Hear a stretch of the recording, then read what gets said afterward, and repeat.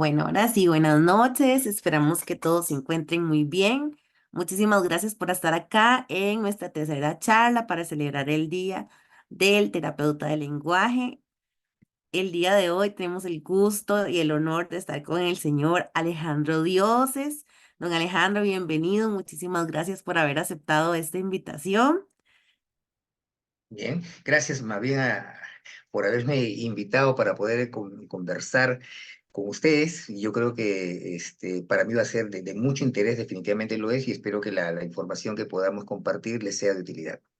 Muchísimas gracias. Bueno, contarles que don Alejandro nos acompaña desde Perú. Él es licenciado en psicología y licenciado en educación, máster en psicología educativa y doctor en psicología. Es especialista en audición, lenguaje y aprendizaje. Tiene un diplomado en necesidades educativas y prácticas inclusivas en trastornos del espectro autista. Es docente principal y coordinador del equipo de investigación de trastornos del neurodesarrollo, discapacidad e inclusión de la Universidad Nacional Mayor San Marcos en Lima, Perú. Bueno, y además tiene un currículum impresionante que me encantaría que poderlos comentar un poquito, pero contarles ahorita de qué trata la charla el día de hoy y cómo la vamos a llevar a cabo. El día de hoy el tema es el diagnóstico del trastorno del espectro autista y los nuevos elementos en el DSM-5 y en el CDR. Y también contarles que ustedes pueden ir haciendo todas sus consultas a través del chat y que esas consultas se van a responder hasta el final de la ponencia, ¿verdad? Por aquello que sean como las mismas consultas, que no sean repetitivas y demás, y también para darle un poquito de fluidez a la charla. También recordarles que vamos a hacer la pregunta para que tengan por ahí donde anotar la pregunta y la respuesta para que puedan participar por el certificado que se enviará después, en el mes de julio, por la participación en todas las charlas. Entonces, don Alejandro, nuevamente bienvenido, muchas gracias. Y vamos a dar inicio a esto. Y para poder empezar, me gustaría que usted nos cuente un poquito qué son estos manuales del DCM5 y el CDDR. Ahí está el micrófono apagado. El micrófono, ok, disculpa. Bien, eh, los manuales tanto del DSM-5TR como del CDDR, del CIE-11, son documentos que establecen una serie de criterios para poder categorizar a los chicos, a las personas en general. Yo voy a referirme siempre a chicos porque trabajo en el tema de neurodesarrollo. Bien, entonces caracterizar a los niños, a las personas, en una determinada condición, lo que se conoce como diagnóstico nosológico. Entonces, en resumen, ¿qué cosa vienen a hacer estos manuales? Son documentos que nos permiten a nosotros establecer características para poder situar, para poder determinar un diagnóstico nosológico. Estos manuales, en el caso del DSM-5TR, son publicados, son elaborados por la Asociación Psiquiátrica Americana, la APA. Y en el caso de los manuales del CIE, son elaborados, diseñados, publicados por la Organización Mundial de la Salud. Voy a retroceder un poquito en el tiempo para visualizar el tema, ¿no? En el caso de los manuales de los DSM, hasta el año 2013, hasta mayo específicamente del año 2013, nos manejábamos con el manual diagnóstico del DSM-4.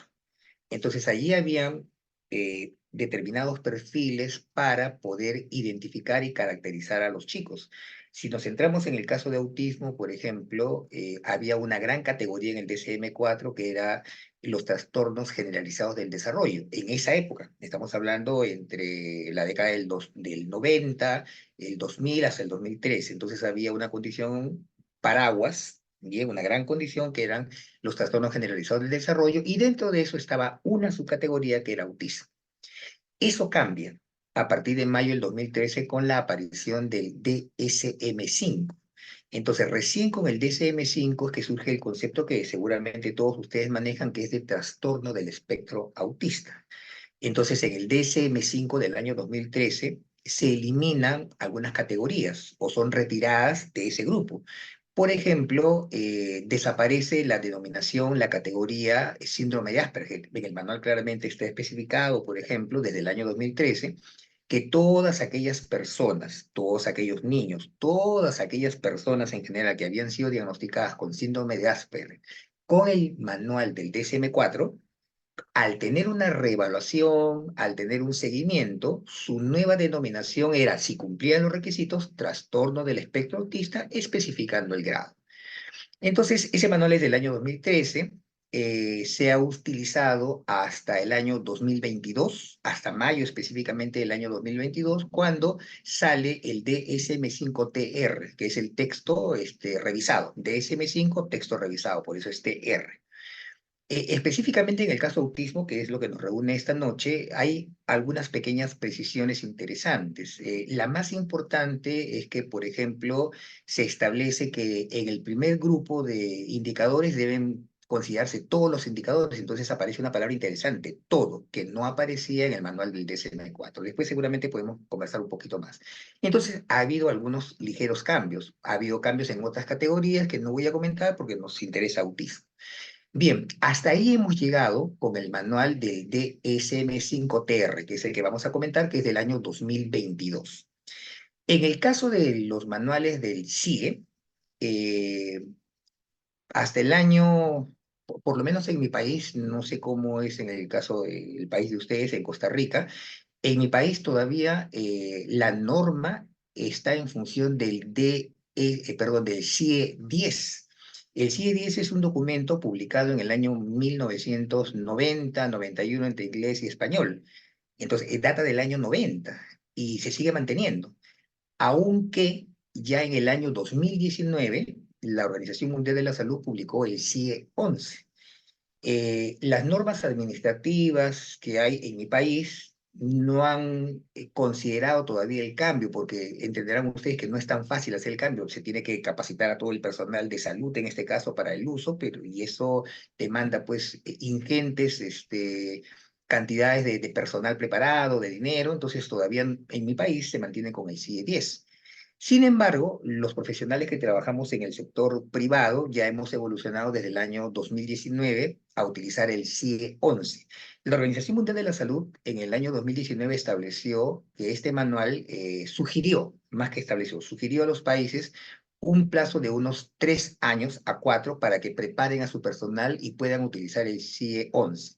El manual salió en mayo del 2019, 2020, 2021, 2022, 2023. Entonces se asumía que en el año 2000, entre el año 2022 y 2023, los diferentes países tenían que haberse incorporado a esta normatividad porque los criterios han cambiado. Por ejemplo, en el CIE 10 que todavía se utiliza en mi país, sigue existiendo el diagnóstico de síndrome de Asperger. Sigue existiendo el diagnóstico de trastorno generalizado del desarrollo. Y sin embargo, en el CIE-11 ya eso no hay, desde el año 2019. Todo es trastorno del espectro autista. O sea, está en consonancia con el DSM-5. Bien, se han equiparado. Ahora, este CIE-11, para terminar ya con la primera pregunta, ha derivado en un nuevo documento que ha salido recién, ahora en marzo de este año, exactamente el 10 de marzo de este año ha salido el nuevo documento, que es el que estamos comentando esta noche, el CDDR del CIE-11. Es un documento específicamente elaborado para trastornos del neurodesarrollo, donde hay una serie de precisiones y especificaciones muy interesantes para el caso de trastorno de espectro autista y en particular para temas de lenguaje, ¿no? Que luego con las demás preguntas voy a ir ampliando un poco más. Entonces, en conclusión, esos son los manuales. Los manuales son documentos que nos permiten tener un listado de los indicadores para poder efectuar el diagnóstico. Son dos manuales elaborados por dos entidades mundialmente reconocidas, la APA, que publica los DSM, y la Organización Mundial de la Salud, que publica los CIE-10. En este momento, los dos documentos más actualizados son por el lado de la APA, el DSM-5-TR, que es del 2022, y el CDDR del CIE-11, que es de este año, del año 2024. Entonces, ese es un poco en resumen con respecto a la primera pregunta, mi estimada Cindy. Perfecto, muchísimas gracias. Entonces, ¿Cuál es la importancia, digamos, en el diagnóstico del trastorno del espectro autista de estos manuales? Bien, a ver, definitivamente resulta de vital importancia porque eso permite que podamos equiparar indicadores diagnósticos a lo largo y ancho de todo el mundo. Entonces, yo puedo evaluar un niño en Perú de acuerdo a los criterios, a los indicadores que existen en el manual del DSM-5, y digo, bueno, el niño está presentando esto, cumple los criterios de A, está presentando esto, cumple los criterios de B, me cumple el criterio C, me cumple el criterio D, el niño tiene trastorno del espectro autista. El niño puede viajar a otro país y lo va a ver un nuevo profesional, el nuevo profesional va a recibir el documento, va a verificar, ah, caramba, tiene trastorno espectro autista, acá están los indicadores, entonces seguramente él va a hacer un proceso de evaluación y también va a buscar los mismos indicadores porque se va a guiar del mismo documento. Entonces, un primer punto de importancia es ese que permite que los profesionales a lo largo de, y ancho de todo el mundo, podamos tener los mismos criterios para poder identificar y caracterizar y categorizar al niño, en este caso, en la condición de trastorno espectro autista. Ese es un punto. El otro punto de importancia de estos manuales es porque permite identificar cuáles son las áreas de necesidad. Entonces, eso va a permitir que los terapeutas, en este caso del lenguaje, voy a centrarme mucho en el tema del lenguaje para no abrirme en otros ámbitos de otros profesionales que trabajan en el área, que el profesional del área del lenguaje sepa exactamente qué es lo que tiene que trabajar. Entonces, si voy a trabajar en el tema de pragmática, exactamente qué es lo que voy a trabajar en el tema de pragmática, porque los indicadores me permiten dentro de una evaluación guiarme. Se asume que el niño tiene dificultades en pragmática, en la espera de turnos, en el mantenimiento de una conversación. Entonces, en función de eso, voy a ir chequeando y verificando si es que efectivamente este niño en particular que estoy evaluando está presentando esas necesidades y a partir de allí poder diseñar la intervención. Entonces, ¿por qué es importante el manual? Porque permite dar las recomendaciones, permite diseñar los programas, saber exactamente cuáles van a ser los objetivos que se van a trabajar. Eh, para terminar con la pregunta, ¿no? Yo creo que esas son las dos cuestiones mucho más importantes, ¿no? Una tercera razón es también poder verificar cómo van evolucionando los indicadores, si aparecieron nuevos indicadores, si algunos indicadores se han minimizado, no necesariamente han desaparecido, pero se han minimizado. Entonces, todas estas tres cosas, reitero, van a permitir que los profesionales se puedan comunicar, puedan estar de acuerdo o decidir qué cosa es lo que se tiene que hacer, cuáles son los objetivos que se tienen que trabajar y ver cómo ha ido evolucionando. Es por eso la importancia de lo que voy a mencionar, ¿no? Una de las cosas que yo cuestiono mucho en colegas es que una vez que terminan una evaluación, por ejemplo, de lenguaje, cuando colocan las recomendaciones, consignan, pues, recomendación, terapia de lenguaje. El padre de familia, yo si fuera padre de familia, bueno, yo efectivamente sé que necesita terapia de lenguaje, por eso lo he traído, ¿no? Entonces usted me dijo primero hay que evaluarlo para saber lo que vamos a trabajar. Correcto, lo hemos evaluado, pero al finalizar el informe, luego de su proceso, usted me dice simplemente que necesita terapia de lenguaje, eso ya lo sé. Entonces, la evaluación debería permitir que en esas recomendaciones se precise qué áreas, bien, qué contenidos se van a trabajar, cuáles deben ser los objetivos, inclusive qué tipo de técnicas, porque dependiendo de las características que yo haya encontrado, puedo ir estableciendo qué tipo de técnica. Me explico. Yo puedo sugerir que al principio se puede trabajar fundamentalmente con procedimientos de tipo analógico, uno a uno, por las características que está presentando. Y progresivamente puedo incorporarlo a un trabajo mucho más naturalista, trabajando en grupo, trabajando en parejas. Puedo establecer si es que hay necesidad de trabajar con ensayos discretos y repitiendo ensayos hasta que los pueda focalizar, o voy a trabajar con estrategias incidentales, donde no voy a repetir, pero voy a ir preparando cosas. Entonces, eso debería estar consignado dentro de un informe después que se ha hecho el proceso de evaluación. Entonces, ese es el punto, estimada Cindy, en el sentido de por qué es importante ese tema del diagnóstico con trastorno de los chicos con trastorno espectro autista, específicamente en la parte de lenguaje. Perfecto, muchísimas gracias. ¿Y qué cambios hay con respecto, por ejemplo, del DCM-5 al CIE-11? Bien, a ver, eso me permite ampliar lo que estaba comentando al principio, ¿no? A ver, Ujú, voy a comentar algunas pequeñas cosas que yo considero que son importantes de tenerse en consideración. A ver, por ejemplo, en el caso del DSM-5 del 2013, hay gente que lo utiliza, y a ver, esto lo voy a comentar entre paréntesis, ¿no? Un poco para ir que ustedes vayan de repente captando cuál es mi perspectiva y de dónde viene lo que estoy conversando. A ver, yo en mi ejercicio profesional comparto mi tiempo en dos actividades que quieren entenderse al 50%, ¿no? 50% me dedico yo al tema de evaluación y terapia. Entonces trabajo para una institución privada. Mi función allí, soy jefe del área, es una institución pequeña, ¿no es cierto? Soy jefe del área. Entonces, mi formación inicial es de psicólogo en mi país, acá en Perú. La gente que trabaja en el área del lenguaje viene de diferentes líneas. Los más antiguos, como en mi caso, venimos de la carrera de psicología y después hemos hecho la especialidad de lenguaje. Así era el sistema. Ese sistema era hasta aproximadamente el año 90. El que quería trabajar en lenguaje primero tenía que ser psicólogo y después hacías tu especialidad en lenguaje. A partir del año 90 cambia. Entonces se forma la carrera de lenguaje. Entonces tenemos gente joven ya que se forma directamente acá se denomina tecnólogo médico en terapia de lenguaje. Esa es la denominación. Licenciado en tecnología médica en terapia de lenguaje. Esa es la denominación de su formación universitaria de 5 años. Entonces, en este momento, al año 2023, la gente que trabaja acá son gente que ha tenido mi formación, como en mi sistema antiguo, aunque todavía se mantiene, hay gente que todavía se forma en ese sistema, y gente que entra de frente al lenguaje. Entonces, para esto lo conceptúo para que se entienda más o menos lo que voy a comentar.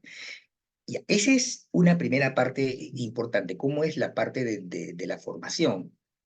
Eso es lo que hago. Y mi segunda actividad al 50% es docencia universitaria. Entonces, esto me obliga a permanentemente estar buscando actualización, porque yo tengo que darle a mis alumnos, pues, cosas nuevas. Últimamente estuve en otro país y estaba hablando del CDDR y no lo conocían, le digo, pero ha salido en marzo y la gente con la que estaba interactuando me decía, bueno, no lo conocemos, danos el dato de dónde lo conseguimos, ¿no? Entonces yo, en mi condición de docente, tengo que estar permanentemente buscando nueva información al día, un paso adelante para ir enseñando pues a la gente que está a mi cargo. Entonces, ahora, juntando esas dos cosas, voy a comentar. Yo me he encontrado acá en mi país que todavía hay gente que trabaja con el DSM-4, o sea, no se han actualizado, entonces siguen utilizando criterios pues de la década de los 90 o de principios del 2000.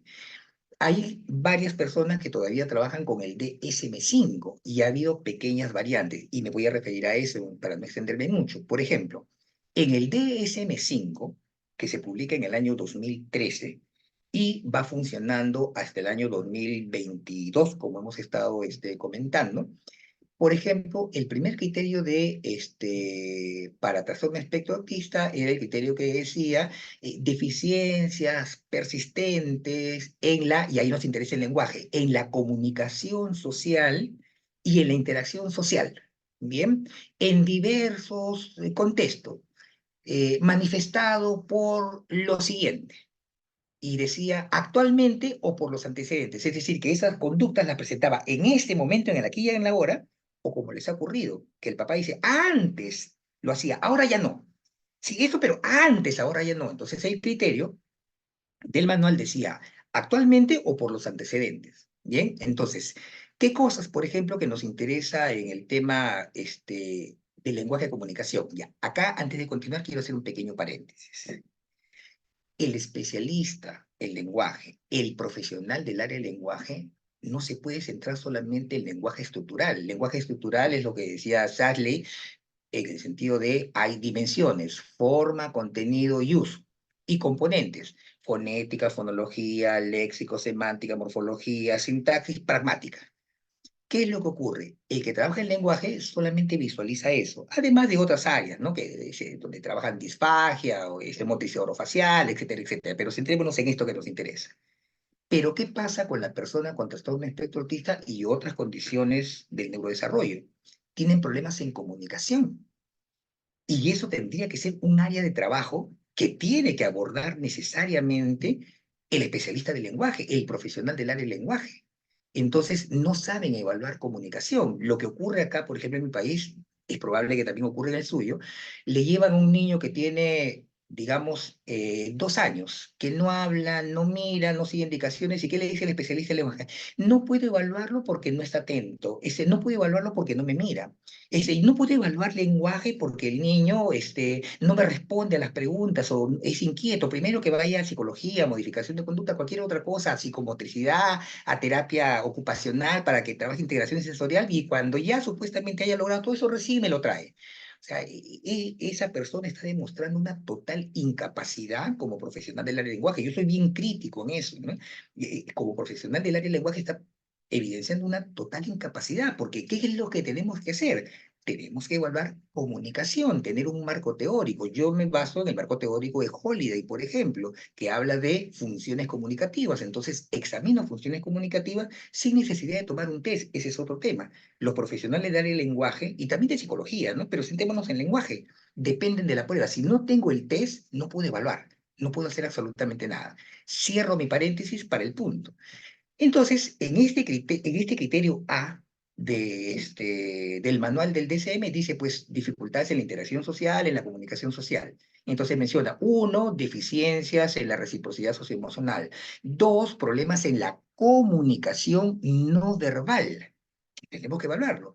Tres, dificultades en el desarrollo del comportamiento, la comprensión de relaciones, que también tiene que ver con comunicación. Así decía el manual del DSM 5. Entonces, aparentemente, cuando los profesionales leían, no interpretaban adecuadamente. Recuerden que en este indicador A hay 3 criterios que he mencionado. El tema de la reciprocidad emocional, el tema de las conductas no verbales y el tema de la comprensión de relaciones. Entonces, cuando se hacía la evaluación, a veces el niño presentaba 2 de los indicadores, no los 3, y lo consideraban como cumplido el criterio A. Y a veces inclusive presentando una sola cosa, supongamos que solamente presentaba las dificultades en reciprocidad emocional, pero no se observaba las dificultades en conducta no verbal, no se observaban las dificultades en mantenimiento, comprensión de relaciones, se asumía el criterio A como cumplido y se decía, sí, este es un indicador de autismo. El manual del DSM-5-TR especifica una palabra que dice todo. Entonces, cuando uno evalúa, para decir que cumplió el criterio A, tiene que cumplir las 3 cosas. Si no hay las 3 cosas, se asume que no. Quizá, esta es una hipótesis mía, la estoy lanzando, quizá por eso esa puede ser una de las pequeñas variables que hizo que se incremente pues, la cantidad de autismo. Ustedes saben que el autismo ha ido creciendo. Evidentemente hay una serie de explicaciones que tienen evidencia, indudablemente. Pero yo creo que un granito de arena fue justamente eso, que los profesionales asumían que ese es un criterio habiendo cumplido uno solo. No me consideraban los 3. Entonces, el DSM-5-TR ahora tiene una palabra allí bien clara que dice todo. Entonces, para considerar ese primer criterio, tiene que cumplirme esos 3 elementos que son sumamente importantes. Bien, en el caso del criterio B, que son los patrones repetitivos, ahí no hay cambios entre el DSM-5 y el DSM-5-TR. En todo caso, generalmente esos criterios de patrones restrictivos, que incluyen pues, la insistencia en la monotonía, los intereses restringidos, la hipersensibilidad, generalmente son evaluados en el área de psicología. Entonces, no es algo que tenga un impacto en el área del lenguaje. Lo primero sí me interesa. Entonces, por ejemplo, cuando a mí me derivan un niño para evaluarlo, este niño tiene autismo, evalúa el lenguaje, donde focalizo muchos indicadores en los criterios de A, lo que es comunicación e interacción social, lo que es reciprocidad socioemocional, lo que son conductas no verbales, comunicación no verbal, y lo que son la comprensión de relaciones. Entonces, ahí voy trabajando mucho, además de lo que es lenguaje estructural, evidentemente, fonología, morfología, etcétera, etcétera. Eh, Esa palabra todos es el tema, considero, más importante que hay en el cambio entre el DSM y el DSM-5. Ahora, en el caso del CDDR, para de una vez ir mencionando ese tema, ¿no? ¿Qué es lo que ocurre ahí? Ustedes seguramente dentro de su evaluación han leído o han diagnosticado, han trabajado. Eh, en este momento y ya desde el año 2013, hay que especificar en qué grado se encuentra el niño. Si está en grado 1, grado 2 o grado 3. Entonces dice uno, es un niño con trastorno de espectro autista grado 1 o es un niño con trastorno de espectro autista grado 3. Luego voy a detallar cómo se establece el grado, porque ahí también no hay, no se cumplen las normas, la gente no cumple las normas. Yo pienso que por desconocimiento, porque no interpreta bien el tema. Pero bueno, está el grado. Ese tema del grado se mantiene en el DSM-5. Entonces, el DSM-5 y el DSM-5-TR, ambos señalan que hay que establecer el grado. En el caso del CDDR del CIE 11, ya no se establece el grado, ¿correcto? Repito, en este nuevo manual de este año, ya no se establece el grado, no pide establecer el grado, pero sí, ¿qué cosa es lo que pide establecer? El manual trae un cuadro de doble entrada, donde en la parte de arriba está el tema del lenguaje. Ahí jugamos un papel esencial. Entonces coloca, hay tres alternativas para ese cuadro de doble entrada. Arriba están los elementos del lenguaje y en el lado izquierdo están el tema intelectual. Entonces, las columnas en ese cuadro se refieren al lenguaje y las filas horizontales se refieren al tema intelectual. Entonces, cuando uno diagnostica con CDDR, uno dice, por ejemplo, el niño tiene trastorno del espectro autista, ¿bien? Con deterioro leve o nulo del lenguaje funcional y sin trastorno del lenguaje intelectual, basándose en el cuadro y le ponen un código. O podría ser, este niño tiene un trastorno del espectro autista con deterioro leve del lenguaje, si es que lo tiene leve, o a lo mejor no tiene problemas de lenguaje, está bien. Entonces yo digo, trastorno del espectro autista sin deterioro del lenguaje funcional y con trastorno intelectual leve. Entonces, el cuadrito de doble entrada me da alternativas para yo poder ir combinando. Entonces, la forma de escribir el diagnóstico, de consignar el diagnóstico en este momento difiere entre si yo utilizo el manual del DSM-5 TR y si yo utilizo el manual del CDDR del CIES-1. Evidentemente hay equivalencia, no es que sean dos cosas diferentes. Se redacta de manera diferente, se organiza de manera diferente, pero cuando uno analiza, uno dice, bueno, pero es lo mismo, claro. Pero qué cosa es importante, no solamente es decir que es lo mismo, somos profesionales.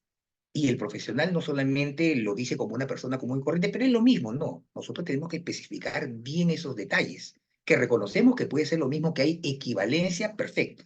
Entonces, para terminar con la pregunta, la sugerencia es que cuando hagamos un diagnóstico, si es que nos toca la responsabilidad de hacer diagnóstico, establezcamos pues en qué manual nos estamos basando. Por ejemplo, cuando yo evalúo y hago diagnóstico, yo establezco, pongo un asterisco y en la parte de abajo, en el pie de página del informe, coloco en qué manual me estoy basando.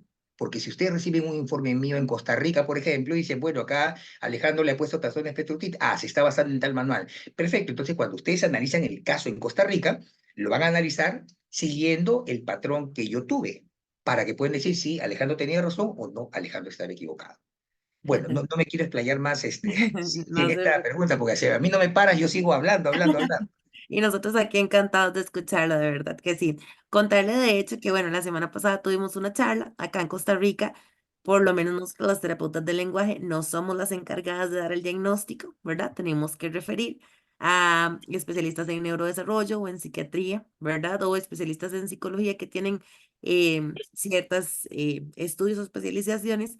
Pero mucho de lo que todavía nos llega es como, por ejemplo, que ponen como trastorno del espectro autista grado y tal grado, ¿verdad? Entonces, dentro de la charla que recibimos la semana pasada, nos decían, no, es que ya no se habla de grados, ¿verdad? Sino como de esa necesidad y si es leve, moderado y demás. Entonces, bueno, ahí podemos determinar que la persona que nos dio la charla estaba basándose en este CDDR, entonces. Claro, exactamente. O sea, por eso es importante tener saber los manuales para saber, ¿no? Por ejemplo, en este momento es válido el DCM5TR, totalmente válido, Ok. totalmente válido. Ujú, Ahora, mira, a ver, compartiendo experiencia, porque el tema no solamente es hablar de la teoría, yo la puedo leer, el tema es cómo lo haces, ¿no es cierto? ujú, Entonces, por ejemplo, cuando yo evalúo, establezco y el establecimiento de la conclusión final, ahorita les doy más o menos la estrategia, cómo lo manejo yo y cómo se maneja en mi país, ujú, la coloco viendo qué es más conveniente para que se entienda con mayor claridad este caso. ¿Es ujú, más conveniente que le ponga la denominación al final de acuerdo a como plantea el DSM-5 o es más conveniente que lo ponga de la otra manera? Entonces yo decido qué cosa puede ser lo más conveniente. Entonces las alternativas están allí y es el profesional el que decide qué cosa puede ser más conveniente. Recuerde, la práctica basada en la evidencia ujú. consta de la mejor evidencia. ¿Cuál es la mejor evidencia para el diagnóstico en este momento? El DSM-5TR y el CDDR del CI-11. Esa es la mejor evidencia que hay. Pero esa mejor evidencia yo la puedo tener, yo puedo tener los manuales, pero si no tengo criterio clínico, mi práctica clínica, mi experiencia no me sirve. ¿Y cuál es el otro elemento, el otro eje? Las particularidades que pueda tener el paciente. Entonces, un trabajo basado en la práctica y la evidencia implica que tenga la mejor evidencia, que utilice mi mejor criterio clínico y tenga en cuenta pues las características del niño. Entonces, ahí funciona bien el tema. Te comento algo con relación a lo que tú has mencionado. Por ejemplo, ¿cómo es la normatividad acá en mi país, ¿no? Efectivamente, de acuerdo a la norma, de acuerdo a la ley de salud que tenemos acá en mi país, ¿quién coloca el diagnóstico? El médico. Y no cualquier médico. Tiene que ser el médico psiquiatra, el psiquiatra infantil, el neurólogo o el neurólogo infantil. Es el que firma. Ese documento le permite al niño con trastorno de espectro autista, por ejemplo, tener un certificado de discapacidad para ir al colegio y ser considerado como un alumno inclusivo, por ejemplo, ¿no? O ese certificado de discapacidad le permite que en el hospital le puedan dar una atención preferencial, etcétera. Ahora, oficialmente lo hace el profesional médico. La ley de salud dice con la colaboración del psicólogo, el terapeuta de lenguaje ocupacional, etcétera, etcétera, pero quien firma oficialmente es el médico. Ahora, esa es la norma y se cumple de manera taxativa en el sector público. Pero ¿qué pasa en el sector privado? Existen muchos profesionales del área de psicología, les he comentado, yo soy psicólogo de base, que tienen formación en esto. Entonces, por ejemplo, en algunas instituciones privadas, yo he trabajado, por ejemplo, en una institución grande privada acá en el país, donde de acuerdo a la normatividad de esta institución, el diagnóstico lo podía hacer el médico, pero también el psicólogo que, tal como tú mencionas, cumplía ciertos requisitos, bien cierto tipo de formación. Pero luego he trabajado en otra institución privada donde la norma era, no, el diagnóstico solamente lo pone el médico. Entonces, en ese caso, yo colocaba simplemente conclusiones, hacía una descripción de todos los indicadores, pero no llegaba a colocar la conclusión diagnóstica o el diagnóstico porque la normatividad era esa. Entonces, en el sector privado, existen variantes acá que me imagino que también por allá existen, ¿no? Ahora, termino con anécdotas paradójicas, ¿no? Paradójico porque en base pues a los años que tengo y ya más o menos tengo experiencia en el área, yo recibo con frecuencia niños derivados de neurólogos. ¿Sí? O de psiquiatras, entonces me ponen ahí, ya me conocen, me dicen, oye Alejandro, indícame si tiene o no tiene trastorno del espectro autista para poder hacer el certificado. Entonces, yo soy el que se encarga de evaluar, le hago el informe y le digo, tiene trastorno del espectro autista, tal, tal, tal. Entonces, él lo asume y él es el que hace el certificado, porque él es el autorizado de acuerdo a la normatividad. Entonces, más o menos la cosa funciona así acá, ¿no? Me imagino que algo parecido debe ser ahí en Costa Rica. Bueno, quedo a tu Ujú. disposición. Otra pregunta. Así es. Bueno, la siguiente pregunta es, ¿qué recursos se pueden utilizar para recoger la información que me permite entonces efectuar este diagnóstico del trastorno del espectro autista? Bueno, a ver, me focalizo en el tema del lenguaje. Bien, miren, las herramientas esenciales para un profesional del área del lenguaje, que entremos no solamente en autismo, son dos: entrevista y observación. Yo tengo 40 años de ejercicio profesional. Este año cumplo 40 años que me titulé, en septiembre. Bien, entonces, En esa época, cuando yo comencé a trabajar a mediados de los 80, yo comienzo a ejercer en el 84, no existía el ADR, no existía el A22, ni siquiera existía el A2, porque yo me entrené primero en A2 y después me tuve que entrenar en A22.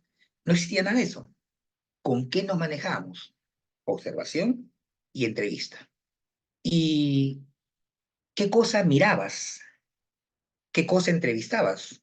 En base al manual. El manual decía, el niño debe tener esto, entonces en base a eso generaba preguntas. En base a eso observaba e iba considerando los indicadores. Entonces, desde el año 84, antes no lo sé, pero no ejercía, entonces a partir del año 84 son 40 años lo que yo he podido observar y toda la bibliografía lo dice. ¿Cuáles son las dos herramientas esenciales del profesional del área del lenguaje? Entrevista y observación. Ahora, adicionalmente a eso, tenemos actualmente una serie de herramientas que nos permiten afinar, que nos permiten hacer precisiones, pero no depender del instrumento. Yo lo que observo en muchos colegas es que dependen del instrumento. Si la prueba dice, es. No es si la prueba lo dice. La prueba solamente es una herramienta que me ayuda. Son herramientas magníficas. Yo he hecho entrenamiento clínico internacional en ADR, me he formado en eso y también en ADO2. ¿Lo utilizo? Sí lo utilizo, pero ¿qué cosa es el ADR? Es una entrevista que tiene ciertas características. Es una entrevista altamente estructurada, me imagino que algunos de ustedes de repente tienen una formación en ADR, entonces son preguntas y yo tengo que preguntar y repreguntar hasta que esté seguro de la respuesta para poderle dar un puntaje. Por eso, entonces, es altamente estructurada. Bien, y además es directiva.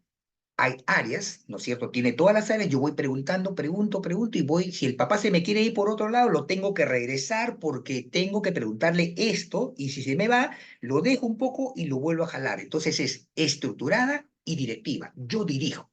Y eso me permite obtener puntuaciones.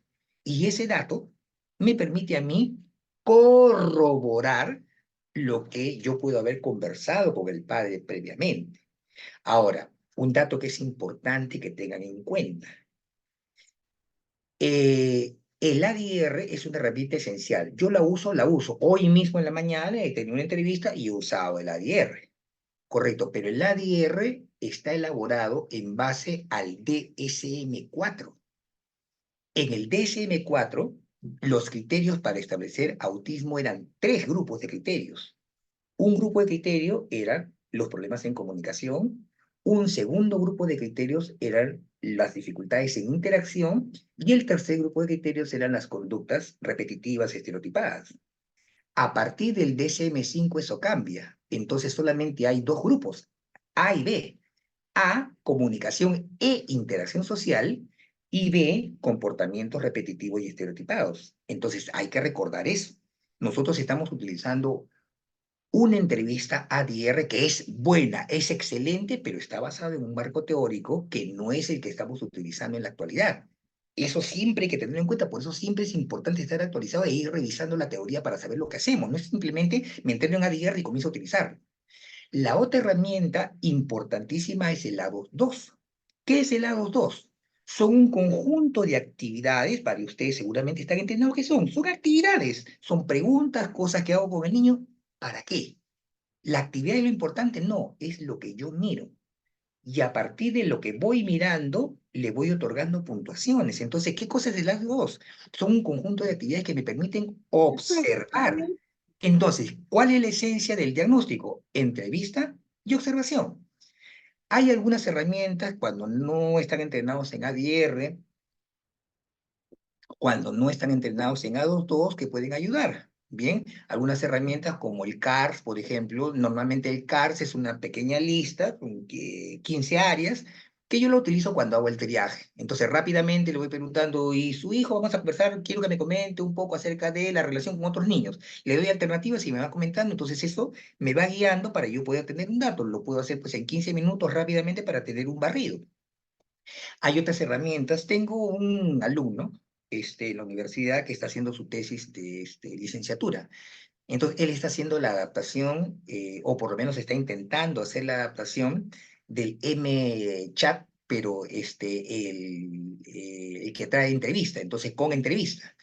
de tal manera que la prueba pueda tener una mayor especificidad. Seguramente varios de ustedes han utilizado el MChat, por ejemplo. El MChat es un buen instrumento, pero ¿qué es lo que pasa? Tiene sensibilidad. Yo aplico un MChat a un grupo de 50 niños y ese MChat me permite decir, tienen problemas, estos no. Perfecto, hasta ahí va. Y yo le pregunto, ¿y de todos esos cuáles tienen autismo? Entonces, si bien es cierto que está construida para autismo, no es lo suficientemente específico.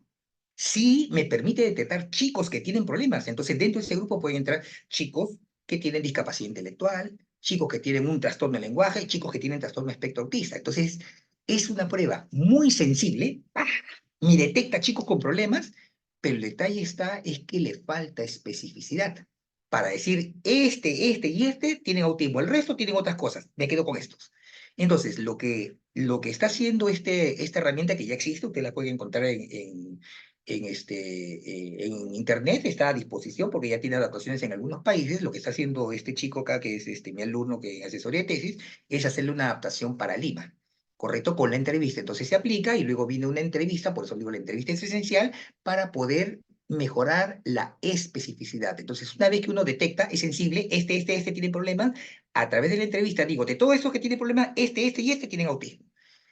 Esa es una buena herramienta, por ejemplo, para detectarlo. Ahora, esas herramientas la utilizan todos los profesionales de la salud.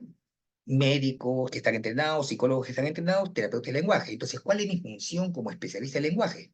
Saber seleccionar todos los elementos que me permiten hacer mi informe del área de comunicación y lenguaje. Conclusión, cuando evalúo chicos y a mí me dicen, Alejandro, quiero evaluación de lenguaje, uso ADR, uso ADO2, pero no lo tomo todo.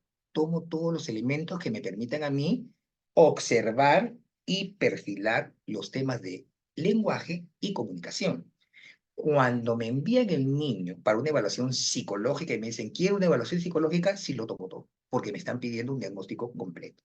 Bien, entonces eso es lo que te podría comentar en relación a las herramientas. ¿Qué es lo esencial? Entrevista y observación. Todos los demás instrumentos como MChat, QChat, CARS, etcétera, etcétera, son herramientas complementarias, incluido el ADR y el ADO2. Acá, no sé cómo será ya, pero acá hay una tendencia a que si no le tomaste el ADR y el ADO2, entonces no has hecho el diagnóstico. Entonces hay que desterrar eso de la cabeza, ¿no? Hay gente que cree que es así y no es así. Yo evalúo chicos que me toca hacer evaluación psicológica y no necesariamente pues le tomo ADR y ADO2 para llegar a la conclusión de que presenta autismo. Listo, Perfecto. sí.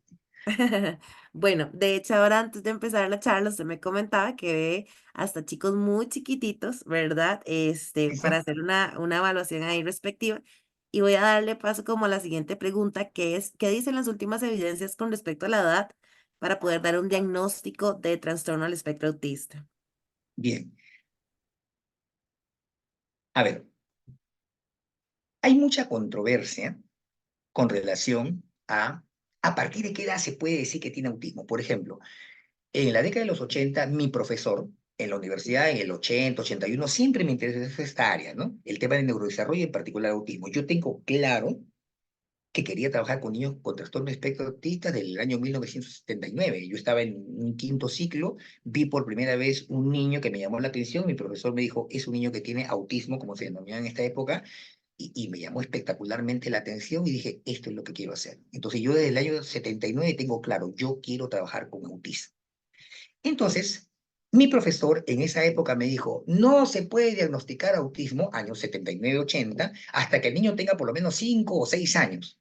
Esa fue la idea que yo tenía cuando tenía 20 años, o 21 años, o 19 años, que el autismo se podía diagnosticar recién a esa edad. Y era lo que se creía.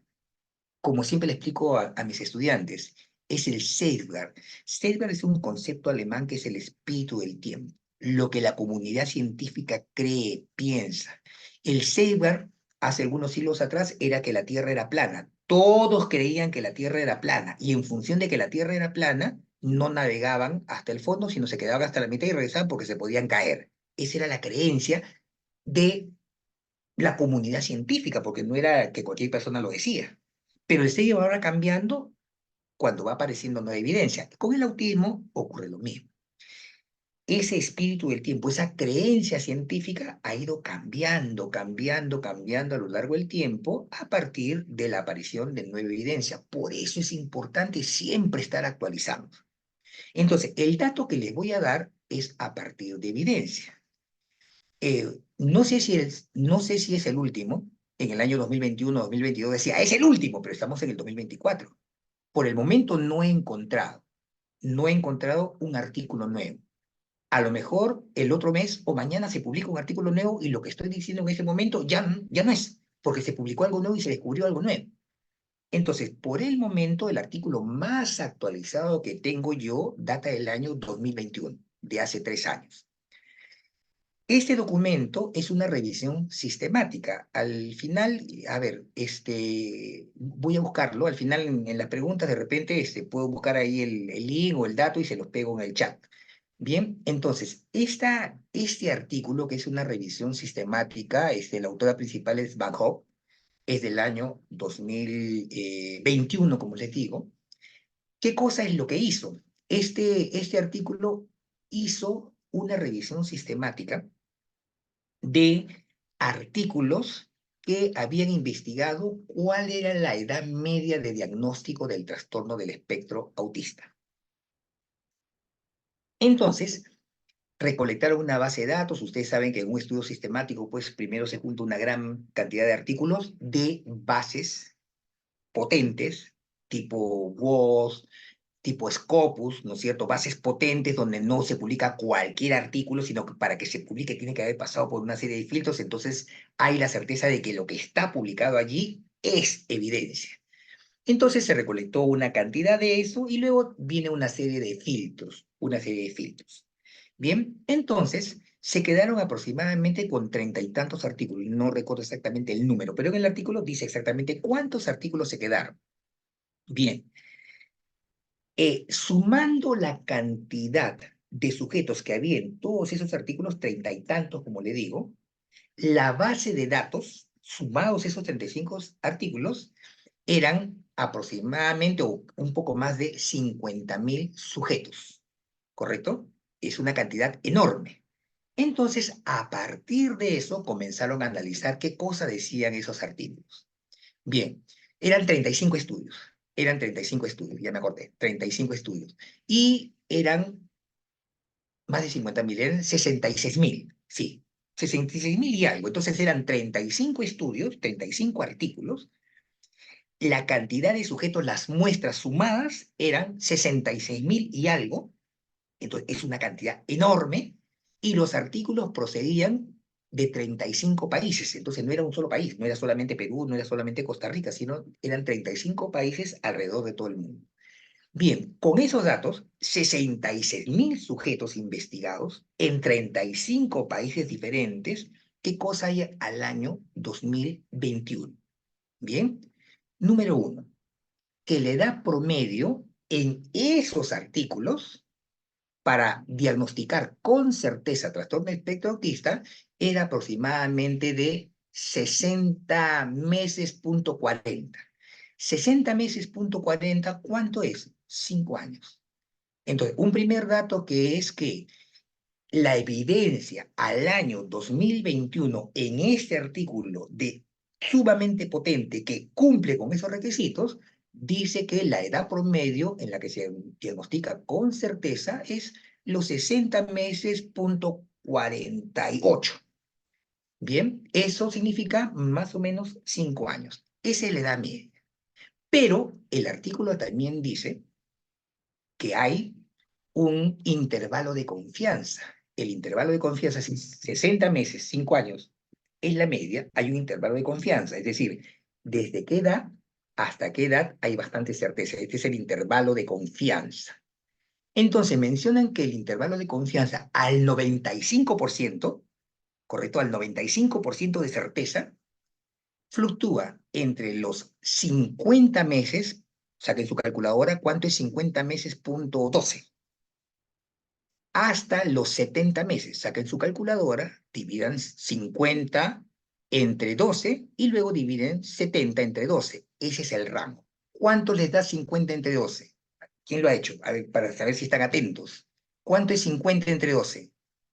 ¿Quién hizo el ejercicio matemático que nos responda?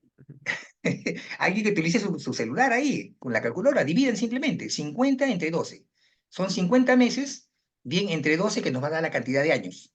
Ahí está ¿Cuántos años Graciela son? respondiéndonos que son 4 puntos. 48, a ver, 48 meses son 4 años. Entonces, ¿cuál es el intervalo de confianza bajo? 48 meses son 4 años, más 2 meses más, entonces son 4 años, 2 meses, ¿correcto? Entonces, desde los 4 años, 2 meses, 70 meses, igual, hacemos lo mismo.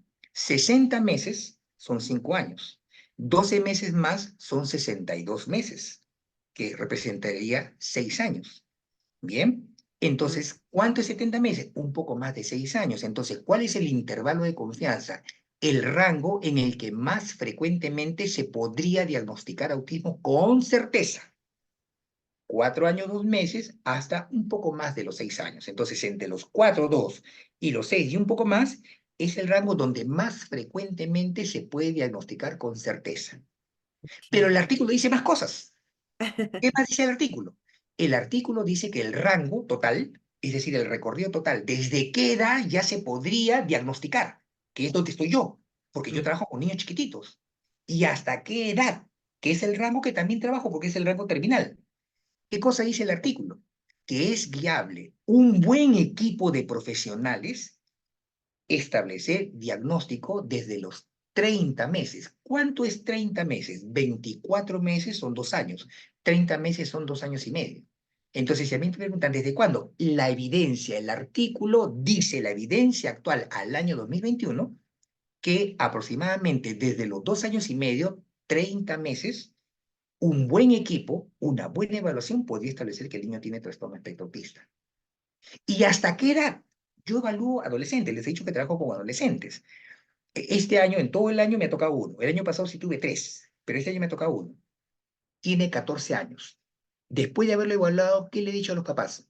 No estoy seguro si tiene autismo. ¿Qué hacemos? Me dice, bueno, la evidencia dice que hay que seguir monitoreando. O sea, yo siempre hablo de evidencia. O sea, no es mi inspiración, no es lo que yo creo. O sea, yo no juego con el tema. Mi experiencia de 40 años me dice, porque eso no es nada. O sea, lo que debe guiarnos a nosotros es la evidencia. Entonces le digo, mire, la evidencia indica que el diagnóstico de trastorno de espectro autista, sobre todo si son de grado 1, anotando lo que les voy a decir, bien, podría establecerse con certeza recién, cuando el niño alcanza los 234 meses. Dividan, los ayudo, 19 años. Entonces, quiere decir que con los niños donde los indicadores que están en el DSM-5, en el CDR, son sumamente evidentes, yo podría tener la certeza de que tiene autismo desde que tiene 2 años y medio. Y cuando todos esos indicadores no son tan evidentes, son muy ligeros, muy sutiles, ¿en qué edad es la que yo ya podría tener certeza? 19 años, 234 meses. No lo menciono yo, sino está en el artículo, al año 2021. Repito, si hay algún artículo ya del 2022-23, no lo conozco, si alguno de ustedes lo conoce, me lo pasa para seguirme actualizando. Entonces, cuando a mí me preguntan eso, me baso en el artículo. Ahora, fíjense, termino con este punto para responderte. Ese artículo lo utilizo desde el 2021, pero entre el año 2019 y el 2021 no utilizaba ese artículo, utilizaba otro artículo. En ese otro artículo también decía desde qué edad. Entonces hay unas curvas de Gauss que ya no voy a detallarlo, pero para que se haga una idea. Entonces yo diagnosticaba y cuando me preguntaban desde qué edad, yo utilizaba otro artículo donde hay criterios que son parecidos, no son los mismos, son parecidos, pero era la evidencia que había en el año 2019, 2020. Cuando aparece el artículo de 2021, yo dejo ese artículo y lo comentaba. Antes era así, porque la evidencia decía esto, pero la nueva evidencia dice esto. Si de repente tenemos esta conversación en unos 2 años, le voy a decir, mire, yo el año pasado o hace 2 años les dije lo del 2021, olvídense eso, esta es la nueva evidencia. Bien, entonces esa es la respuesta que te puedo dejar, mi estimada Cindy, con respecto a este punto. Perfecto, muchas gracias. Ahora, antes de la siguiente pregunta, me gustaría que usted nos cuente como un poquito de esta experiencia con los bebés tan chiquititos, ¿verdad? Que llegan a su consulta.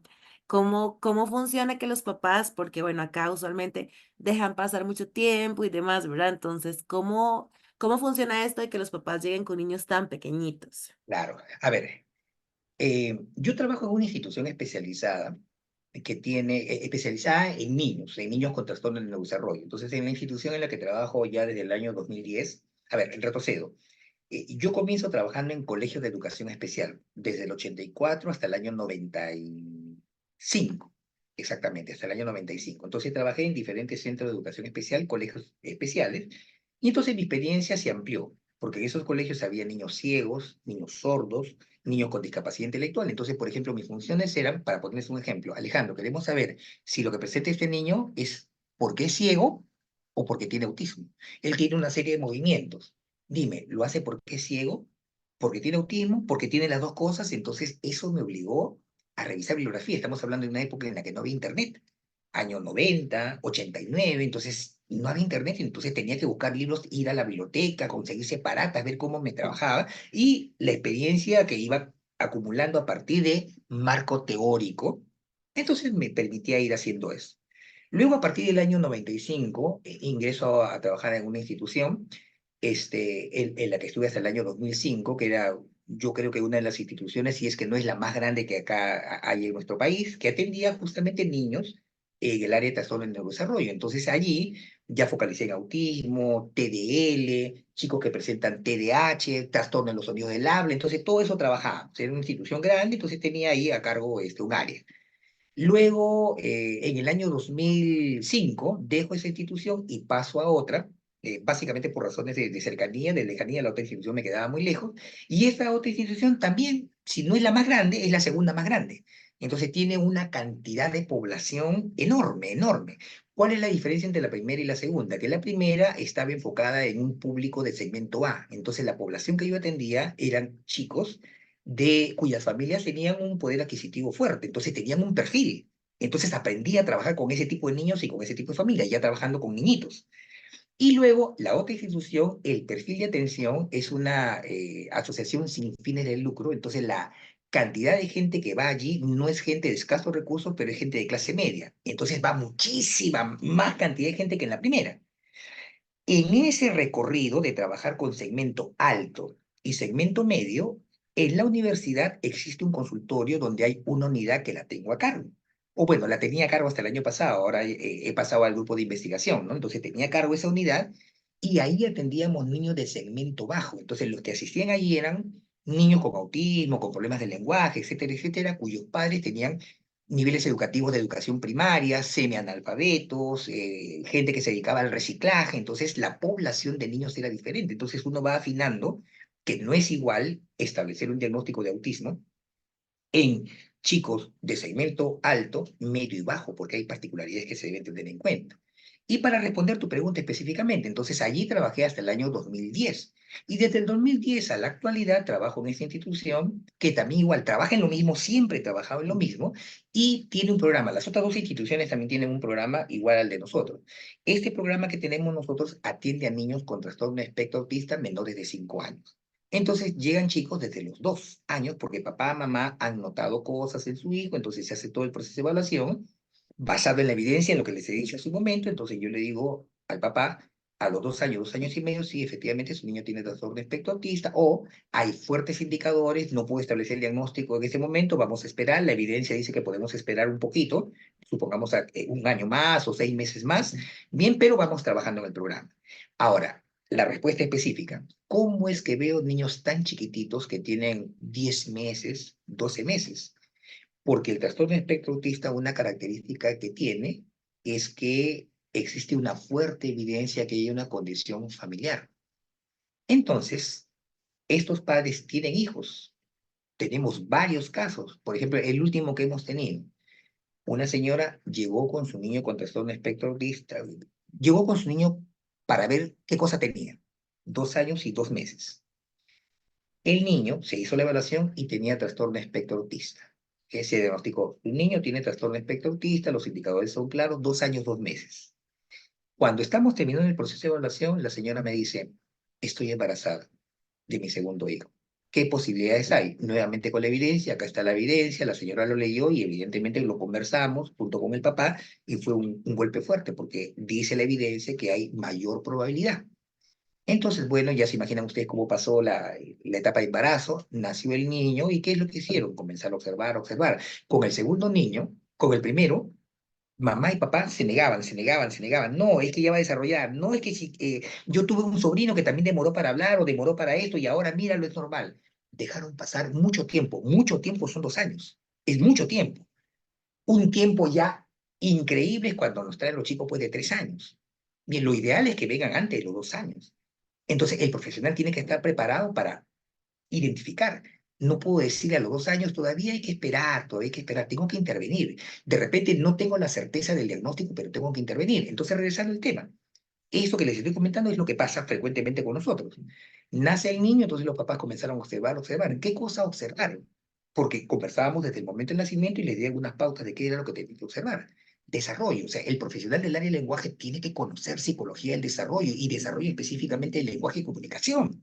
Entonces les expliqué, les muestro videos, tenemos videos, y digo, mire señora, cuando su niño tenga 3 meses debe ser capaz de hacer eso. Entonces se ve en el video como la bebé de 3 meses, la madre le está dando el lactar, la madre la mira y la niña mantiene la mirada. Señora, voy a volver a pasar el video. Con reloj, cuente cuántos segundos. La señora se pone a contar con su reloj. Dígame, señora, bueno, la primera vez 10 segundos, la segunda vez 12, la siguiente vez 9. Entonces, señora, en promedio, cuando su niña tenga 9 meses, tiene que establecerle contacto por lo menos 10 segundos en promedio. Si no mantiene 10 segundos a los 3 meses, señora, hay que observar, hay que observar. Y efectivamente, la señora comenzó a hacer un registro y efectivamente su niña llegó a los 3 meses y medio y no miraba. La mamá se le había explicado todo lo que tenía que hacer. Háblele, señora, mire, gúa, gúa. ¿Ha visto el video? La señora miró un montón de veces el video y hacía eso y no tenía la respuesta que se veía en la niña el video, ¿correcto? Entonces, y así se le fueron dando pautas, de tal manera que cuando llegó a los 6 meses, la señora se dio cuenta que su niña tenía una diferencia entre lo esperado y lo que su niña presentaba. En ese momento yo podía decirle que tenía autismo, no, pero sí claramente la señora y yo teníamos una claridad de que esa niña no estaba evolucionando como se esperaba. Había una diferencia en la parte del lenguaje, en la parte de comunicación. Lenguaje no, comunicación. Por eso es importante, el especialista en lenguaje debe manejar comunicación. De tal manera que a partir de los 6 meses se comienza ya a trabajar un proceso de estimulación en la parte de comunicación, que es el área de nosotros, bien comunicación, la parte cognitiva, que es el área de nosotros en nuestra institución. No hay tecnólogos médicos en el área de terapia ocupacional. Si requieren, vamos derivando a otras instituciones. Nosotros nos hemos focalizado en lenguaje, o sea, la atención para el área de comunicación, lenguaje, la atención para el área de aprendizaje, la atención para el área cognitiva, en cualquier niño con trastorno del neurodesarrollo, de cualquier tipo. De Perfecto. tal manera que ya cuando llegan pues a los 8 meses, a veces llegan chiquitos con 8 meses, la mayor parte de ellos son hermanitos menores. Por eso es que atiendo niños tan chiquitos, los papás están más atentos, entonces puedo atender niños muy chiquititos porque los padres ya se percatan que algo está pasando. Esa es la razón por la que nosotros atendemos niños muy chiquititos. Súper bien, muchísimas gracias. Y entonces volviendo un poquito como al tema del diagnóstico, Ujú. una pregunta que hay por ahí que yo creo que se enlaza un poco, ¿cómo sería el diagnóstico usando el DSM-5-TR y el CDR? Ya, a ver, acá voy a hacerlo más pequeño porque creo que ya, ya nos hemos pasado la hora bastante y la gente me imagino que está, ya tiene que hacer otras cosas. A ver, mira. Si me baso en el manual del DSM-5-TR, yo tendría que decir más o menos lo siguiente. Lo voy a decir lentamente por si alguien quiere tomar nota más o menos cómo es, basándome en los criterios que dice el manual. No es que yo les diga, sino que así establece el manual. Yo tendría que decir que el niño tiene, por ejemplo, trastorno del espectro autista, de grado 2 en comunicación e interacción social y de grado 3 en comportamientos restrictivos y repetitivos. Bien. Eh, con deterioro intelectual acompañante y con déficit intelectual acompañante, con déficit intelectual acompañante y con deterioro del lenguaje acompañante. Eso sería, eso es lo que yo coloco completo cuando me baso en un niño con trastorno, perdón, en el manual del DSM-5-TR. Bien, repito, a ver, como otro ejemplo parecido, pensando en un niño que tiene dificultades más o menos severas, yo puedo decir, el niño tiene trastorno del espectro autista de grado 2 en comunicación e interacción social y en patrones restrictivos y repetitivos, con déficit intelectual y con deterioro del lenguaje acompañante. Bien, entonces el grado se establece por cada una de las áreas. La primera área es comunicación e interacción social, la segunda son patrones repetitivos. A veces puede estar en el mismo grado y a veces en un área puede estar en un grado 2 y en el otro puede estar en grado 3. Eso es cuando nos manejamos con el formato del DSM-5, en este caso TR. ¿Cómo es la denominación si nos basamos en el manual del CDDR del CIE 11? Entonces, lo mismo. Nosotros decimos, el niño tiene trastorno del espectro autista. Bien, ya hemos especificado. Y de frente decimos, con ausencia total de lenguaje funcional, esa es la palabra mágica allí, con ausencia total de lenguaje, chicos no verbales no hablan, con ausencia total de lenguaje funcional y con trastorno intelectual. Ejemplo 1. Ejemplo 2. Con el CDDR. El niño presenta trastorno del espectro autista con lenguaje funcional deteriorado y con trastorno del desarrollo intelectual moderado, por ejemplo. ¿Cuál es la diferencia? No se establece grado. De frente se dice trastorno del espectro autista y se señala si tiene o no tiene la problemática del lenguaje y si tiene o no tiene la problemática intelectual. Entonces, ¿cuál es la diferencia? Entonces, al final, Alejandro, que no se le pone el grado. El DSM-5 TR todavía establece grado. Perfecto. Ahora, por ejemplo, usted mira, bueno, ¿y en qué casos usas uno o en qué casos usas el otro? Tengo que ver la edad y para qué se va a usar el informe. Por ejemplo, dentro de nuestra normatividad, el tema de inclusión en las instituciones educativas va dirigido a los chicos que tienen, para cualquier trastorno, bien, niveles leves o moderados. Y se sugiere, no es taxativo, se sugiere que los que tienen un nivel de severo para abajo estén en instituciones especializadas. Entonces, en ese caso, me manejo con el DCMT-TR, porque ahí le especifico el grado. Cuando ya está dentro de una institución, sea de educación regular o sea de educación especial, ya está allí, está siguiendo su curso, entonces cuando hay una revelación, posiblemente hago la revelación y cuando le establezco la categoría ya no necesito colocarle el grado porque ya está situado y simplemente me manejo con lo otro. Entonces, como le digo, las decisiones ustedes las van tomando en base a la evidencia. La evidencia está allí, bien, evidencia. Su experiencia es la que les debe permitir decidir cómo lo utilizan en base al niño.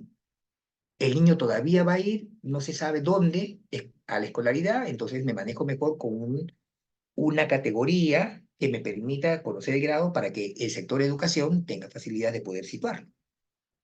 Cuando no requiero esa situación, entonces no necesito poner el grado, entonces me centro en lo otro. Esa es la sugerencia que les puedo dar. Perfecto. Entonces, aprovechando esta pregunta, vamos a decirles la pregunta de esta charla para que puedan optar por el certificado, para que la anoten por ahí y don Alejandro nos ayude a contestarla. Él acaba de decir, esta sí está bastante fácil, es ¿cuál sería la diferencia en diagnosticar con DSM-5 y el CDDR? ¿Cuál es la Bien, diferencia? ¿ya? Bien, entonces, ¿te reitero la respuesta o ya Ajá, por a favor, ver, si me ya? A ver, puede decir entonces, nuevamente la te, respuesta. te reitero la respuesta. Entonces, si yo me baso en el DSM-5-TR, resumiendo, debo especificar el grado. Grado 1, grado 2 o grado 3, bien para cada una de las áreas. Comunicación e interacción social y comportamientos repetitivos y estereotipados.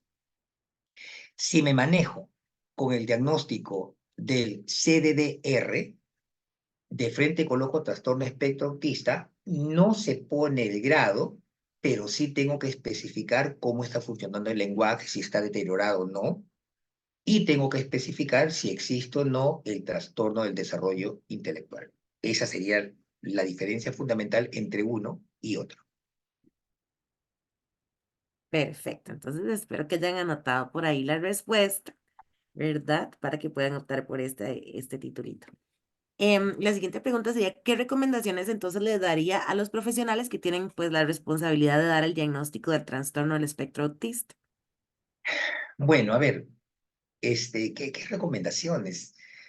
A ver, siempre con la humildad del caso, no, no es que yo sea un gurú para decir exactamente tienen que hacer esto o aquello, pero un poco ya utilizando mi experiencia en este caso, ¿no? Ya no basándome tanto en la evidencia, sino en mi experiencia. Yo creo que una responsabilidad que tiene el profesional es actualizarse permanentemente a través de cursos, a través de bibliografía, en redes de profesionales, pero uno tiene que buscar un mecanismo para estar permanentemente actualizado. Yo creo que esa es una responsabilidad de todo profesional de cualquier área y en particular el área del lenguaje. No puedo estar haciendo diagnósticos, no puedo estar recogiendo información en los procesos de evaluación utilizando herramientas desfasadas, utilizando marcos teóricos que ya no que no se están manejando. Entonces yo creo que es una primera responsabilidad. Bien, una segunda sugerencia, una segunda recomendación es hacer un plan de evaluación. Yo observo, y eso es una cosa que yo creo que marca mucho aquellas personas que se han formado conmigo, ¿no? El tema de la actitud, con C, la actitud hacia la planificación de mi proceso de evaluación. Yo pongo siempre este ejemplo. Bien, ¿qué ocurre? A ver, me toca evaluación del lenguaje. Viene el niño número 1. ¿Por qué lo trae usted? Yo lo traigo porque pronuncia mal. Ah, perfecto. Entonces vamos a evaluar fonética, fonología, léxico, semántica, sintaxis, pragmática. Perfecto. Viene el niño 2. ¿Por qué lo trae usted? Yo lo traigo porque él se bloquea. Se bloquea. Ya, perfecto. Entonces vamos a evaluar fonética, fonología, léxico, semántica, morfología, sintaxis, pragmática. Viene el niño número 3. ¿Por qué lo trae usted? O yo lo traigo porque me cambia el orden de las palabras cuando habla. Me habla en tercera persona. Ah, perfecto. Entonces, evaluación del lenguaje. Fonética, fonología, léxico, semántica, morfología, sintaxis, pragmática. Viene el paciente 1540. ¿Por qué trae usted a su niño? Yo lo traigo porque no me comprende. No me comprende. Ah, ya. Entonces, evaluación del lenguaje. Fonética, fonología, léxico, semántica, pragmática, o sea, a todo el mundo se le toma las mismas pruebas y se hace la misma secuencia. Entonces, mi sugerencia, y como te digo, la gente que trabaja conmigo, los que se forman conmigo en la especialidad, por ejemplo, yo les digo, el tema no es así. Yo tengo que, a partir de la entrevista, haberme hecho una hipótesis de qué es lo que puede estar pasando. Entonces, yo decido qué voy a evaluar, qué información voy a recolectar y qué información no es pertinente para este caso en particular. Y para eso tengo que hacer un plan de evaluación. Si yo les pregunto a ustedes posiblemente, ¿quiénes de ustedes hacen un plan de evaluación? Un plan donde primero tengan la hipótesis. Por ejemplo, seguramente ustedes utilizan algún instrumento, supongamos el SELF. Ya aprendí el CEL, me hice la formación, perfecto. Paciente que viene, le voy tomando el CEL. Si yo le pregunto, ¿por qué le tomas el CEL? Porque es la prueba más completa. ¿Pero por qué? ¿Qué esperas encontrar? ¿Qué esperas encontrar en este niño? No hay hipótesis. Antes de evaluar, yo debo tener una hipótesis. Voy a tomarle el Tefrosip. ¿Qué esperas encontrar en el Tefrosip en este niño? ¿Qué tipo de errores esperas encontrar? Entonces es una hipótesis diagnóstica del lenguaje. Vas a utilizar el PLON. ¿Qué esperas encontrar? Nosotros tomamos la prueba y después descubrimos. Primero es hipotetizar. ¿Qué es lo que espero encontrar? Una evaluación es un proceso deductivo. Entonces, igual como si estuviera haciendo una investigación, ¿qué es lo que espero encontrar? Entonces, mi recomendación es tener un plan de evaluación. Ese plan de evaluación debe incluir desde el principio mis hipótesis diagnósticas, qué es lo que espero encontrar. Luego de eso debo tener una secuencia. ¿Qué voy a explorar primero? ¿Qué voy a explorar después? Por ejemplo, eso se plasma en el informe. ustedes seguramente hacen informes de lenguaje, son especialistas en lenguaje. Y yo que observo, y converso con un colega, dime, le digo, ¿por qué siempre primero en tu informe hablas de fonética y fonología, después de léxico y semántica, después morfosintaxis y al final hablas de pragmática? ¿Por qué?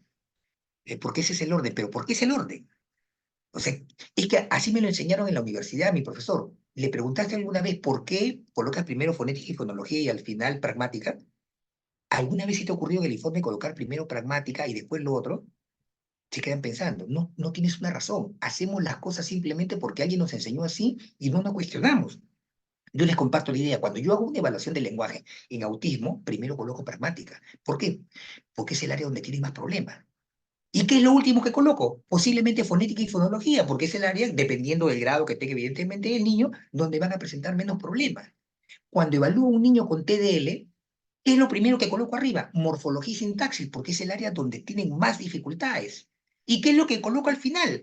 Probablemente pragmática, aunque ahora la norma del CDDR dice que también hay dificultades en pragmática, ¿no? Pero eso lo podemos conversar en otra ocasión. Entonces, lo último que coloco cuando evalúo chicos con TDL es pragmática, porque supuestamente, de acuerdo a los manuales que hay en este momento, es lo que menos se afecta. Entonces, conclusión, en los informes yo procuro basarme en bibliografía, en evidencia, y no siempre mis informes van en ese mismo orden. Lo último que les comento como responsabilidad, cuando ustedes hacen el informe, ¿cómo hacen el informe? ¿Lo hacen de manera deductiva o de manera inductiva? Anótelo, deductivo, inductivo. Por ejemplo, a veces yo hago mi informe de manera deductiva y a veces hago mi informe de manera inductiva. Deductiva es ir de lo general a lo particular. Inductivo es ir de lo particular particular para hacer una generalización. Un criterio que yo utilizo. Cuando el problema es evidente y el padre también lo sabe y lo único que quiere es que el profesional se lo confirme, generalmente hago un informe con una estrategia de tipo deductiva. Comienzo diciéndole, su hijo tiene tal cosa.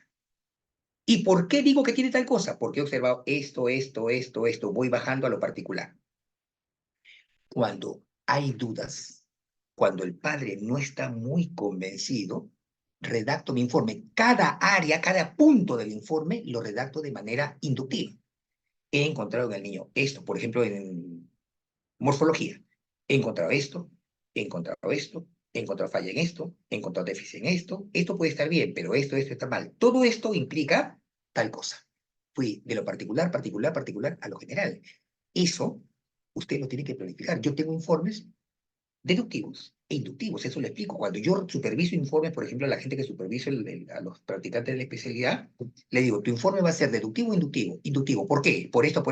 Ya, eso es lo que quiero ver en mi informe. Entonces, lo que chequeo primero es la macroestructura del informe, pero eso es si tengo marco teórico. Si no, estoy haciendo los informes como caigan. Miren, yo, por ejemplo, dicto una asignatura que es específicamente diagnóstico, donde trabajamos informes y esa asignatura implica 16 horas solamente para ver el informe, nada más para ir viendo estos pequeños detalles. O sea, la gente se sienta y escribe todo lo que le viene a la cabeza. ¿Cómo? Yo le digo a mis alumnos, ¿cómo haces tu evaluación? Tú tomas la evaluación y después para hacer el informe, ¿qué es lo que hace? Les voy a mostrar lo que hacen. Colocan los protocolos sobre la mesa y dicen, a ver, en pragmática, a ver, ¿qué dice el protocolo? Tal cosa, van mirando el protocolo y van escribiendo. En fonología, miran el otro protocolo y van escribiendo. Así no se hace un informe. O sea, les explico cómo debe ser la organización de un informe. Entonces, esas pueden ser, en resumidas cuentas, algunas de las recomendaciones que puedo dar responsabilidad, planificación, es decir, hacer un plan de evaluación, hipotetizar primero qué es lo que quiero encontrar y decidir cómo es que voy a hacer el informe, deductivamente o inductivamente. ¿Bien? Perfecto, bueno, entonces ahora vamos a hacer dos consultitas más para no alargar más esto. Nos Ajá. encantaría quedarnos muchas horas porque definitivamente usted nos está dejando, todos estamos así, yo creo. Entonces, bueno, la siguiente pregunta es un poquito más con respecto a un comentario que usted hizo de el aumento de autismo, ahora de los casos de chicos con autismo. Entonces, Ujú. comentabas que, bueno, existe ahora un poco más de evidencia de por qué se está dando esa posible causa de los aumentos. ¿Cuáles serían esas posibles causas? A ver, hay varios elementos. Miren, cuando se hacía la contabilidad, ya, esto que les voy a comentar son cosas que están en datos y algunas cosas que uno pues va observando dentro de la información, ¿no? ¿Qué pasa? Hasta el año 2013, la contabilidad de niños que presentaban autismo solamente incluía a los niños con diagnóstico de autismo. No entraban los niños que tenían diagnóstico de Asperger, no entraban los niños que tenían diagnóstico de trastorno desintegrativo infantil, no entraban los niños que tenían trastorno generalizado del desarrollo no especificado. A partir del año, evidentemente entonces había una cierta cantidad. A partir del año 2013 todo eso se incluye como trastorno de espectro autista. Entonces ahí de hecho que tiene que haber un aumento porque todo ya está en un solo paquete. Una primera posible explicación, ¿correcto? Una segunda explicación, que por lo menos en mi país, y eso ocurre, creo, en todas partes del mundo, la corriente de diversidad hace que las familias muestren más a los chicos y se preocupen mucho más.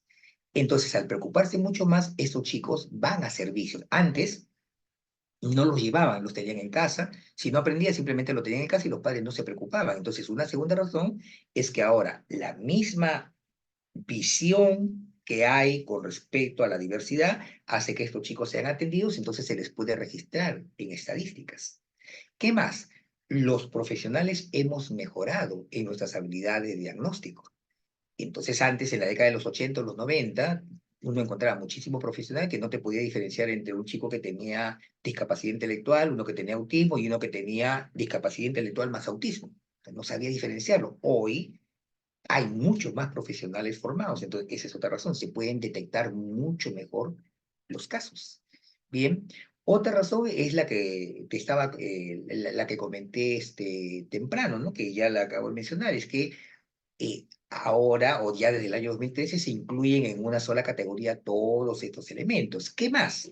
El avance pues de la tecnología que permite tener una serie de herramientas desde el punto de vista genético para ir investigando qué es lo que puede estar pasando y se analizan mejor familias. Entonces yo creo que las variables que hacen que se incrementen o que se haya incrementado el número de personas con autismo van por ahí. Ahora, evidentemente esos son un grupo. Hay otros elementos que intentan explicar y repito, todavía se sigue investigación. Por ejemplo, que existen ciertas condiciones de vida que hacen que en este momento pues haya surgido mucho un concepto que se llama la epigenética. Entonces la epigenética es la interacción que existe entre nuestra condición genética y el medio ambiente. Morton, anoten ese nombre, Morton, por ejemplo, tiene un modelo bien interesante y muy sencillo. Usted puede colocar modelo de Morton de trastorno de neurodesarrollo. Entonces, Morton dice que los trastornos de neurodesarrollo, dentro de los que está el autismo, bien tienen una estructura. La base, esa es la base, es una condición neurobiológica. El problema es que no tenemos la suficiente tecnología ni aquí ni en ninguna parte del mundo todavía para poder hacer un análisis de esa base neurobiológica, en particular los genes. Se explora, se sospecha cosas, pero se sabe que está ahí, pero no hay tecnología todavía para entrar, pero se reconoce que está allí. Eso, esa condición neurobiológica genera particularidades cognitivas, ¿bien? En pensamiento, en velocidad de procesamiento, en atención, en memoria, etcétera, etcétera, en las personas con autismo y en todas las personas. Y esa condición cognitiva, esas variables cognitivas, variantes cognitivas, particularidades cognitivas, esa diversidad cognitiva genera también diversidad de comportamientos. ¿Qué es lo que vemos nosotros como terapeutas del lenguaje? Nosotros vemos la genética, no, no podemos observarla.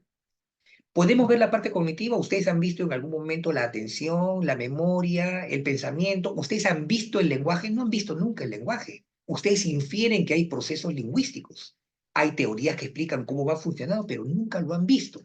¿Qué es lo que ustedes y yo hemos visto? El tercer nivel, la conducta lingüística. Ustedes han visto las fallas en la articulación, eso es lo que ven. Ustedes ven los bloqueos de los niños, las repeticiones que tienen los niños. Ustedes ven las inversiones pronominales. Eso es lo que ustedes ven. Entonces, lo otro lo infieren. Cuando el padre, ¿y por qué hace esto? Entonces yo le planteo, bueno, existe una teoría que dice tal cosa, pero no la podemos ver. Ahora, esos tres planos, neurobiológico, cognitivo, conductual, están todos atravesados por el medio social. Entonces, el medio social, los cambios que hay en el medio social, antes había menos contaminación ambiental, Hoy hay mucha más contaminación ambiental. Eso es ambiente. Es probable, no estoy afirmándolo, es probable que esa mayor contaminación ambiental esté afectando pues la genética. Entonces ya el medio ambiente está afectando la genética. ¿Este medio ambiente afecta el proceso cognitivo? Definitivamente que sí. Alimentación. Hay ciertas zonas donde el alimento o la alimentación es prioritariamente con cierto tipo de alimento, valga la redundancia. Y la investigación muestra que estos alimentos están cargados de tal o tal cosa y es probable que eso esté afectando pues ya los elementos cognitivos cuando ya el niño nació. Y luego en el plano ya estrictamente conductual, lo que vemos nosotros, también el aspecto social incide. Los modelos, las familias, la escolaridad, la poca terapia o la mucha terapia ya está influyendo en eso. Entonces, como ustedes pueden darse cuenta, si nosotros visualizamos, en este caso el autismo, cualquier trastorno en el neurodesarrollo, vamos a saber cuál es nuestro rol. Nuestro rol como terapeuta del lenguaje, como especialista en lenguaje, ¿es evaluar el tema genético? No, pero sabemos que está allí. ¿Es evaluar el tema cognitivo? No, pero sabemos que está allí. Correcto. ¿Dónde está nuestro rol? Evaluar la conducta lingüística. ¿Dónde está nuestro rol? Analizar cómo la familia incide en el lenguaje, analizar cómo la escuela incide en el lenguaje. Entonces, nuestro informe va focalizado allí. Luego podemos hacer inferencias. Por eso es importante tener un modelo teórico para saber qué es lo que vamos a evaluar y qué es lo que no evaluamos, ¿no? Perfecto. Y como última consulta, hemos escuchado que en algunos países de Latinoamérica, creo que principalmente, se está usando el diagnóstico de SEA, condición del espectro autista, en lugar de TEA. ¿Cuál sería el Perdón, correcto? no te he escuchado bien. En algunos países se está utilizando Ajá. el diagnóstico de... SEA, en lugar de TEA, sino SEA como condición del espectro autista. Ah, ya, correcto. Ajá. Ya, perfecto. Entonces, ¿cuál es el término más actualizado o el que sería el Ya, correcto? te comento. A ver, voy a retroceder un poquito, bien, para llegar a darte la respuesta en ese aspecto. Eh, el trastorno espectro autista es visualizado desde una perspectiva de salud, bien, que tiene mucha influencia de tipo médico, y es visualizado también desde una perspectiva social, bien, que apunta mucho más al tema educativo, pero en general social. Entonces, por ejemplo, hasta la actualidad existen asociaciones en diferentes partes del mundo de padres de niños que fueron diagnosticados o de personas que fueron diagnosticados con síndrome de Asperger. Entonces, estas asociaciones de padres se niegan a aceptar que su hijo tenga trastorno del espectro autista de grado 1. Mi hijo no tiene trastorno espectro autista de grado 1, mi hijo tiene Asperger, que es una cosa diferente. Entonces, socialmente no lo aceptan y estas asociaciones siguen funcionando y se les respeta, ¿correcto? Entonces, por ahí va el tema. Entonces, ¿qué pasa? El safeguard del momento actual, con Z, ¿no es cierto? Si ustedes escriben en internet, más o menos, no sé cómo se escribe porque es un término alemán, pero se pronuncia safeguard, ¿correcto? Lo que pueden hacer es lo siguiente, para que tengan claro y puedan ampliar ese concepto que es bien importante y está vinculado con lo que tú estás preguntando, ¿no es cierto? Pongan en su traductor de Google, ponen en la primera columna español y pongan término alemán que significa el espíritu del tiempo. Simplemente en Google pongan término alemán que significa espíritu del tiempo y les va a salir ahí con Z, Seigar. Entonces entran a qué cosa es Seigar y les sale la definición. Entonces, ¿qué cosa es el Seigar? El Seigar es lo que la comunidad científica piensa con respecto a algo y evidentemente las derivaciones de tipo social que eso trae. ¿Cuál es el Seigar de este siglo? La igualdad, la inclusión, la diversidad y dentro de la diversidad, porque hay diversidad cultural, diversidad sexual, diversidad de religión, una de las diversidades es la neurodiversidad. Entonces, el safeguard actual es que hay diversidad, hay neurodiversidad y que todos deben ser respetados. Entonces, el decirle a una persona, tú tienes trastorno del espectro autista, en el safeguard actual es agredirlo, es excluirlo. Entonces, no le puedes decir a una persona que tiene trastorno del espectro autista, busquemos un término más amigable. Entonces, ¿cuál es el término más amigable? Tienes una condición. Entonces, ¿por qué se le está poniendo condición? Porque el safeguard, desde el punto de vista social, es buscar un término que sea más amigable. Pero el diagnóstico oficial es trastorno del espectro autista. Lo mismo pasa, por ejemplo, en discapacidad intelectual. Fíjense que el manual del DSM-5-TR lo dice, ¿ah? Lo dice, esto no es simplemente mi opinión, lo dice claramente. El diagnóstico es trastorno de discapacidad intelectual. Sin embargo, en el ámbito educativo se utiliza discapacidad intelectual porque es un término mucho más asequible, que no enfatiza en los problemas, sino en todos los elementos que te permiten ser uno más de la sociedad incluido.